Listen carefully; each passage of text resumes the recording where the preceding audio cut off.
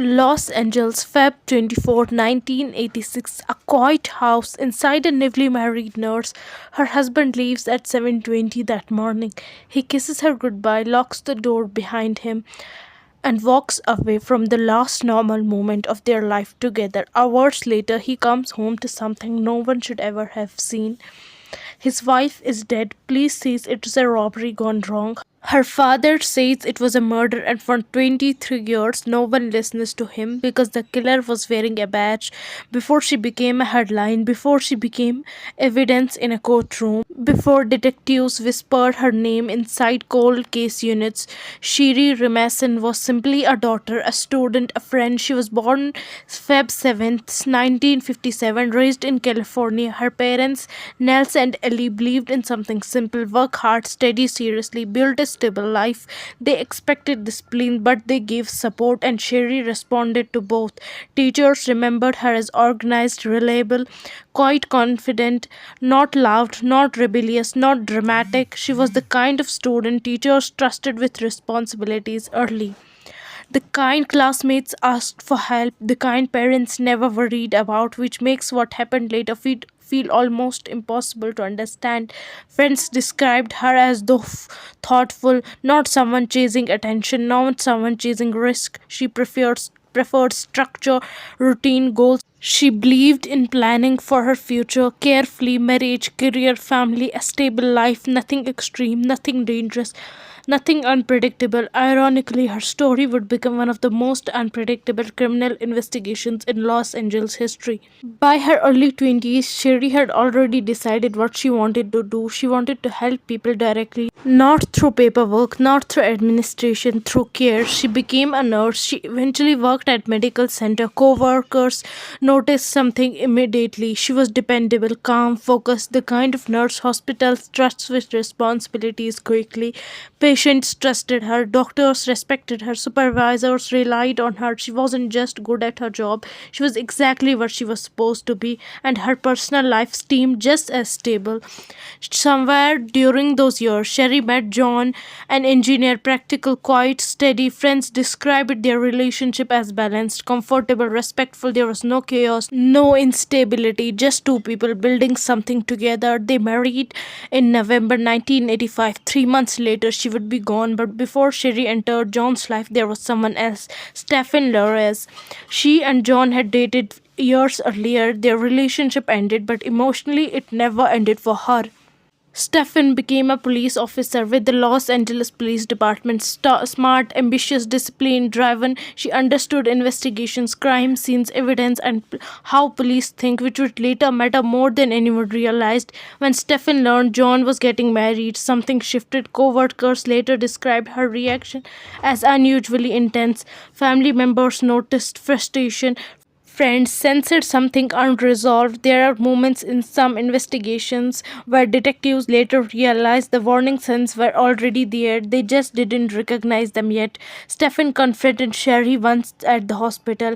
An uncomfortable meeting, unexpected, unsettling, but not violent, not threatening, just strange enough to remember later. 1985 November, they got married. A new home, a new marriage, a new beginning. 3 months into that marriage, but his ex was still thinking about it, still watching, still struggling to accept it, and investigators would later believe that struggle turned into something far more dangerous. Feb 1986. Life followed a routine: work, meals, evenings together, plans for the future. Nothing unusual, nothing suspicious, except one thing: Stephen Lores was still present in the background of their lives, not physically but emotionally, and sometimes that matters more. Feb 24, 7:20. John leaves for work. Sherri stays home. She injured her back exercising the day before. She planned to rest, recover, turn work later. Nothing unusual, nothing dangerous, nothing that suggested someone else was about to arrive. Investigators believe someone knocked on the door that morning, someone she recognized, someone she trusted enough to let inside.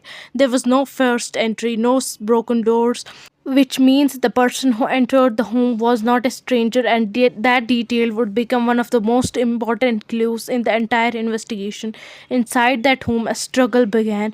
Sherri fought back hard enough to leave a mark that would survive for 23 years, a mark investigators collected, stored, and then forgot until technology finally caught up with the truth and revealed something almost impossible to believe. The killer was already inside the investigation. The struggle ended with gunfire, three shots inside a quiet house.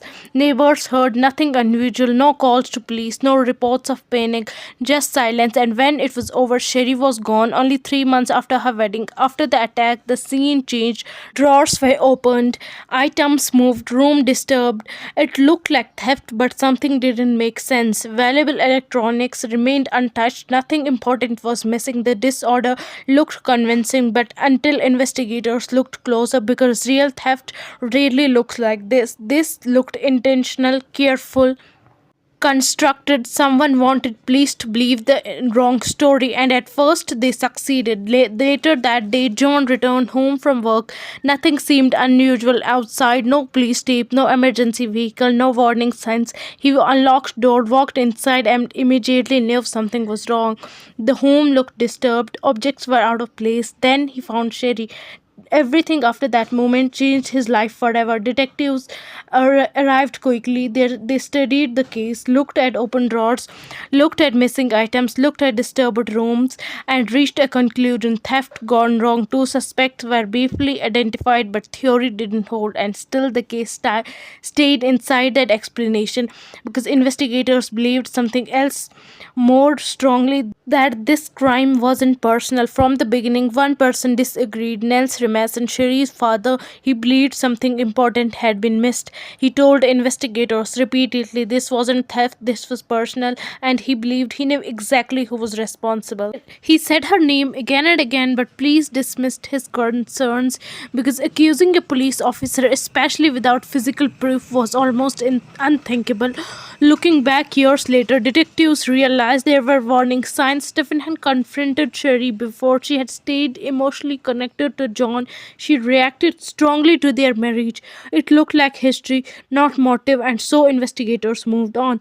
During the autopsy, investigators documented something unusual: a bite mark. Inside the bite mark, saliva, inside saliva, DNA. Today, that would solve the case immediately. But in 1986, DNA testings were still new, limited, slow, and often unusable. So, sample was stored, catalogued, filed away, and forgotten. Weeks passed, then months, then years. No arrest, no new evidence.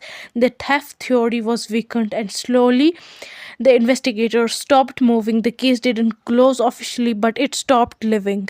While the family waited for answers, Stephen continued working inside the Los Angeles Police Department. She advanced, built a reputation, worked investigations, interviewed suspects, handled evidence, and walked through police hallways every day. Past detectives, past supervisors, past colleagues who had no idea what investigation would eventually discover decades later. For 23 years, evidence sat inside a locker, waiting until one day detectives reopened the file, tested the bite mark sample again, and discovered what no one expected. The killer was already inside the police department. In 2009, DNA technology solved crimes. The results shocked them. The DNA belonged to a woman. The single discovery changed everything. Once investigators knew the attacker was female, they returned to the original suspect list, and one name immediately stood out: Stephen Lores, former girlfriend. Prior confrontation, emotional connection, ignored warning from the victim's father, and most important, she had never been eliminated as suspect. She became the center of investigations. There was one problem: Stephen Lores wasn't just a suspect. She was a police officer, an experienced detective, someone who understood an investigation, someone who understood evidence, someone who understood surveillance, which meant investigators had to move carefully, very carefully, because the suspect might recognize exactly what they were doing. Detectives began watching Stephen quietly. No arrests, no confrontation, just observation. They followed her movements, documented her routine, waited for an opportunity because they needed something critical: a DNA sample. One afternoon, Stephen finished a drink, walked outside, and threw the cup away. Investigators brought it back carefully, quietly, legally. Inside the cup was a straw. Inside straw was saliva. Inside saliva was the answer they had been waiting for. The sample from the straw was tested, compared with the bite mark DNA from 1986. The answer was undeniable: the same person, a after 23 years. The investigation had finally proof, but detectives still needed one more thing. A conversation. Detectives contacted Stefan. They told her they wanted to discuss an old case, nothing serious, nothing unusual, just a conversation. She agreed to meet because she believed she understood it.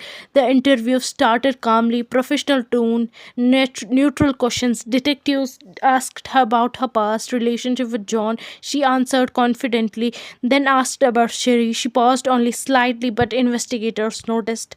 When was the last time you saw Sherry? Oh, I don't remember exactly. Her voice stayed steady, but her posture changed. Her confidence shifted. The room felt different now. Do you ever visit their home? No.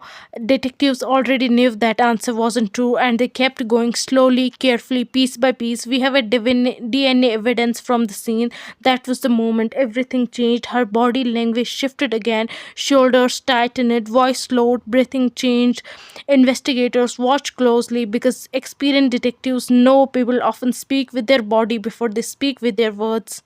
They asked her about the confrontation at hospital. They asked about engagement. They asked about marriage. Each question narrowed the timeline. Each answer created contradictions. And slowly the conversation stopped feeling like an interview and started feeling like an accusation. We recovered DNA from a bite mark on Sherry. Silence filled the room, not confusion, not surprise, something else, recognition, because in that moment Stephen understood exactly what they had found.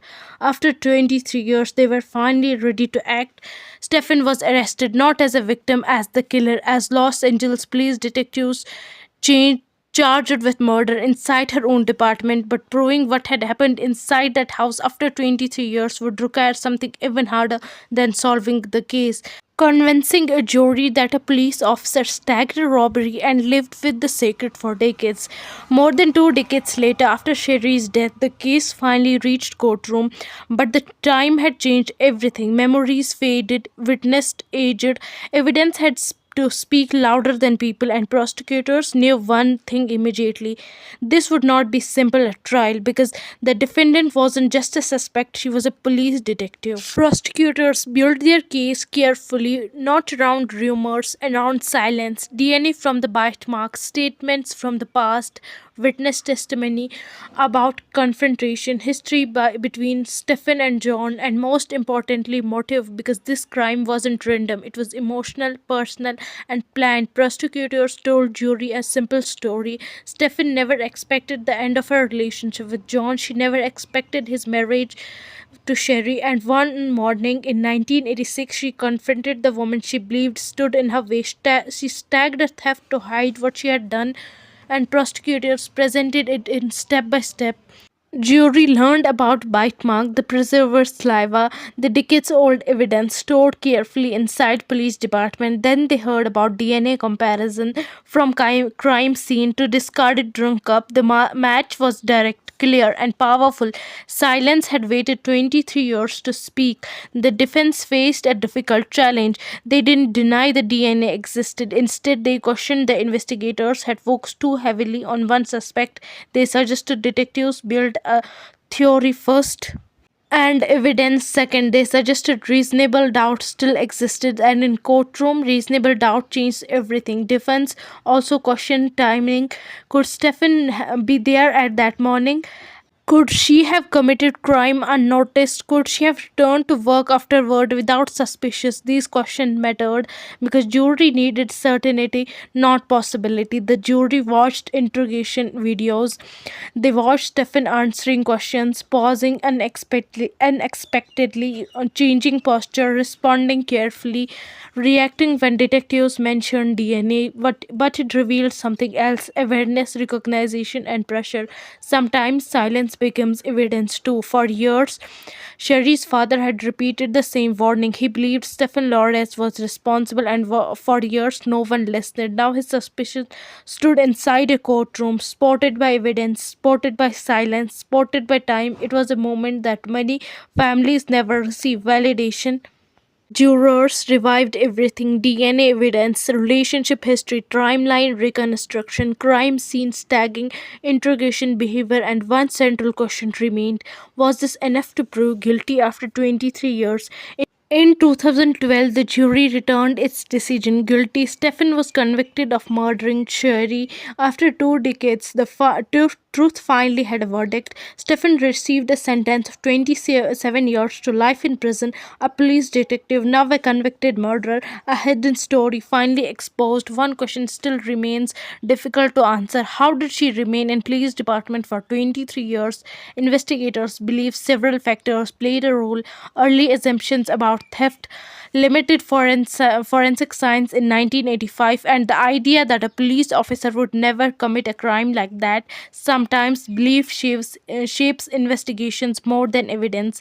For her family, the verdict did not erase loss, it did not return their daughter, it did not restore the decades they waited, but it gave them something they had searched for since 1986: answer, recognition, and justice, even if it arrived late. For John, the trial closed a chapter that began only 3 months after his wedding day. For decades, he lived without knowing what happened inside his own home. Now, the mystery finally had a face and a name. Even today, investigators still ask questions. Was the meeting planned or spontaneous? Did Stephen intended only to confront Sherry, or had she already decided what would happen next? Those answers may never be known because only one person knows the entire truth, and she never explained it completely. Sherry was 29, a nurse, a daughter, a newly married woman beginning a new life. Her case remained silent for 23 years until one piece of evidence waited long enough to speak, and when it finally did, it solved a mystery hidden in plain sight, inside a police department, inside an evidence locker, inside a story no one expected to end this way.